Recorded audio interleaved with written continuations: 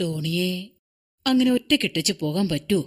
അമ്മ പറഞ്ഞത് ശരിയല്ലേ? മോളെ, നീ ഒരാളെ ഞങ്ങളെയൊക്കെ ഈ രക്ഷയിലേക്ക് കൊണ്ടുവന്നത്. നിന്നെപ്പോലെ ഒരു റിട്രീറ്റിന് പോകാൻ ഞങ്ങൾക്ക് ഇതുവരെ പറ്റിയിട്ടില്ല. എത്ര നാളായിട്ട് ഞാനിത് ആഗ്രഹിക്കുന്നതാ. എനിക്കുറപ്പാ ഇത്തവണ വലിയൊരു അത്ഭുതം നടക്കും.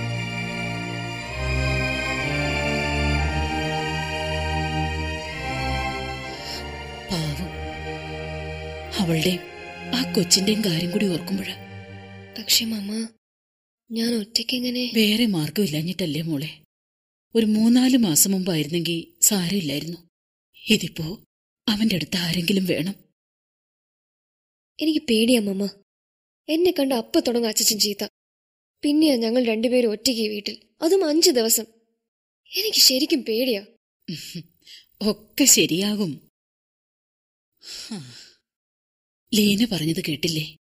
ഈ റിട്രീറ്റ് കഴിഞ്ഞു വരുമ്പോഴേക്കും ഒരു മാറ്റം ഉണ്ടാവും. എല്ലാ പ്രശ്നങ്ങൾക്കും ഒരു പരിഹാരം ഉണ്ടാവും.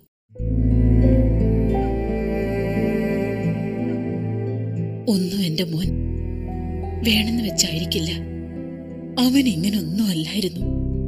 എല്ലാവരെയും സ്നേഹിക്കാൻ മാത്രമേ അറിയായിരുന്നുള്ളൂ. ആരോടെങ്കിലും ഒന്ന് ദേഷ്യപ്പെടാനോ പിണങ്ങാനോ അവന് പറ്റില്ലായിരുന്നു.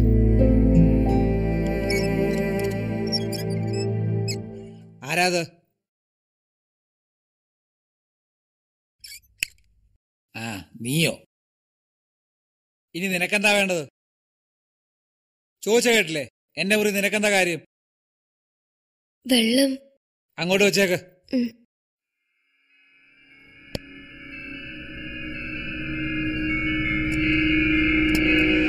എന്താ ഇത്ര താമസം? അനങ്ങാൻ പറ്റാത്ത അസുഖമൊന്നുമില്ല നിനക്ക്? അവളവിടെ എന്റെ ഭാര്യ. വേണ്ട, മാറ. ആരുടെ സഹായം വേണ്ട. ഇത്രയും കാലം ഇങ്ങനൊക്കെ തന്നെ ടോണി ജീവിച്ചത്. ഇനി അങ്ങനൊക്കെ തന്നെ മതി. അതെങ്ങനെ? എന്നെ നോക്കേണ്ടവളെ പ്രാർത്ഥനയും കൂത്തുമായിട്ട് നടക്കുകയല്ലേ? My better half idiot. നീ ഒറ്റയൊരുത്തി ആ പള്ളിയും പട്ടക്കാരെയൊക്കെ വെറുപ്പിച്ച് പ്രാർത്ഥനയും ധ്യാനവും ഒന്നും പറഞ്ഞ് ഇറങ്ങിപ്പോയത്. എന്നിട്ടിപ്പോ എന്തായി?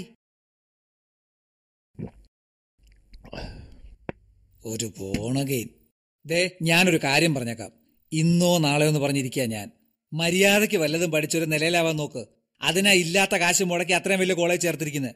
സ്കോളർഷിപ്പ് ഉണ്ടെന്ന് പറഞ്ഞിട്ട് വലിയ കാര്യമൊന്നുമില്ല. ഇപ്പോഴത്തെ സ്ഥിതിക്ക് ആ കോളേജിലെ പഠനം ഈ കുടുംബത്തിനൊരു ഭാരം തന്നെ.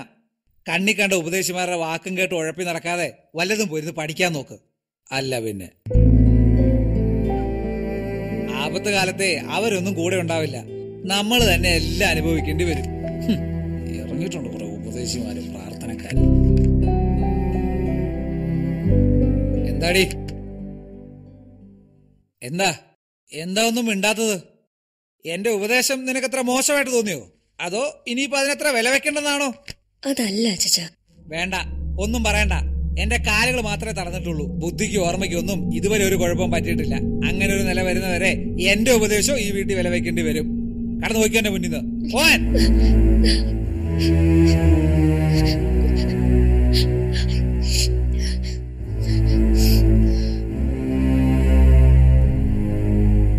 എനിക്ക് പറ്റുമെന്ന് തോന്നുന്നില്ല മമ്മ. 5 ദിവസം ഞാൻ കൂടെ വരാം. അച്ഛന് വേണ്ടി ധ്യാനമെങ്കിലും കൂടാലോ. എന്നാ മോളെ ഇത്? നമ്മൾ ആരും ഇല്ലാതെ അവനെ വല്ലോരെ ഏൽപ്പിച്ചിട്ട് എങ്ങനെയാ? അവന്റെ ദേഷ്യവും നിരാശയും ഒക്കെ മാറും. ക്രച്ചസിന്ന് വീൽചെയറിലേക്ക് പെട്ടെന്നല്ലേ മാറേണ്ടി വന്നത്. അതിന്റെ ദേഷ്യ. എന്നാലും മമ്മ. മോളെ സൂസൻ, ഈ ധ്യാനം എന്റെ അവസാനത്തെ പ്രതീക്ഷയാ. എനിക്ക് പോണം മോളെ. നീ എന്നെ സഹായിക്കണം. എന്റെ ഭർത്താവിന്റെ സൗഖ്യം ഞാനത് സ്വർഗത്തിൽ നിന്ന് പിടിച്ചു വാങ്ങും. 5 ദിവസം നീ ചേച്ചി ഓർത്ത്. ഹല്ലേലൂയ. ഒക്കെ ശരിയാകും. എല്ലാം നടക്കും.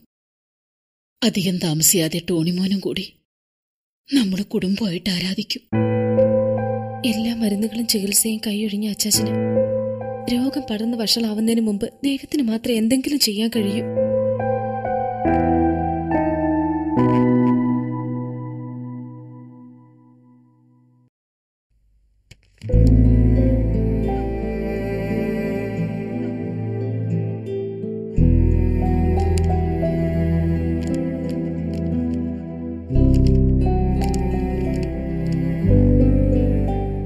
അവൻ നിന്റെ അകൃത്യമൊക്കെയും മോചിക്കുന്നു, നിന്റെ സകല രോഗങ്ങളെയും സൗഖ്യമാക്കുന്നു.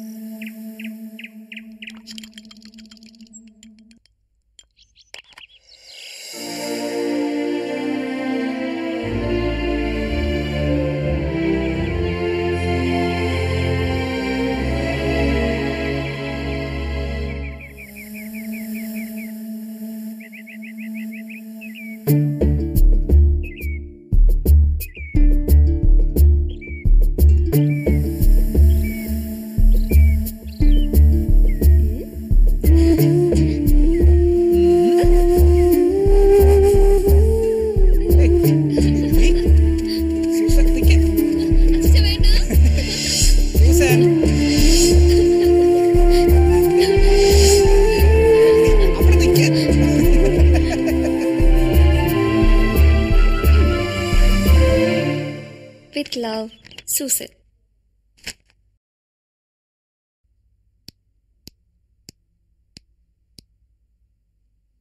പോവാം.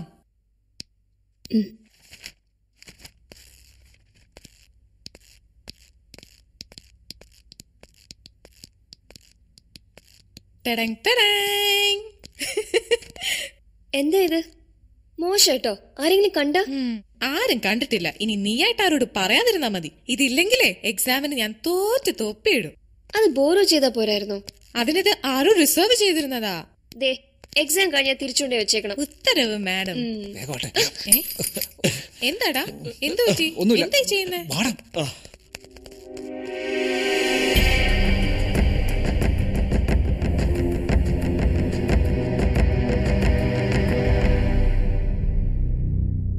ഒന്ന് വേഗാട്രാ. ദേ നോക്കിയേ.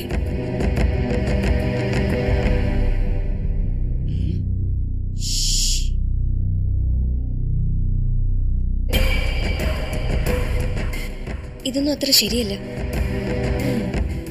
എന്തെങ്കിലും സംഭവിച്ച? ഓ പിന്നെ, ഇറ്റ്സ് ജസ്റ്റ് എ ജോക്ക്. പിന്നൊരു ചെറിയ റിവെഞ്ചും. പിടിച്ചു. എന്താ രണ്ടാളും വീട്ടിലൊന്നും പോകുന്നുണ്ട് ടീച്ചർ. ഞാൻ സൂസിനോട് കുറച്ച് ഡൗട്ട്സ്. ഞങ്ങള് കുറച്ച് ഡൗട്ട്സ്. ടീച്ചർ ഞാൻ എപ്പോഴും ചോദിക്കണമെന്ന് വിചാരിക്കും. ഈ കളക്ഷൻസ് ഒക്കെ ഫാന്റാസ്റ്റിക്. എവിടെന്നാ? ടീച്ചർ ഉണ്ടെന്നാ തോന്നണേ. വേഗോട്ടെ വാ, എനിക്ക് പോവാം. വിട്ടടാ. ആരാത്? സാറിന്റെ കാറിന്റെ അടുത്ത്. അതേതോ കുട്ടികൾ കളിക്കുന്ന. ടീച്ചർ, ഇനി എക്സ്ട്രാ ക്ലാസ് എന്നാ? നോക്കട്ടെ. ഹാവൂ, രക്ഷപ്പെട്ടു. അങ്ങനെ എപ്പോഴും രക്ഷപ്പെടണമെന്നില്ല.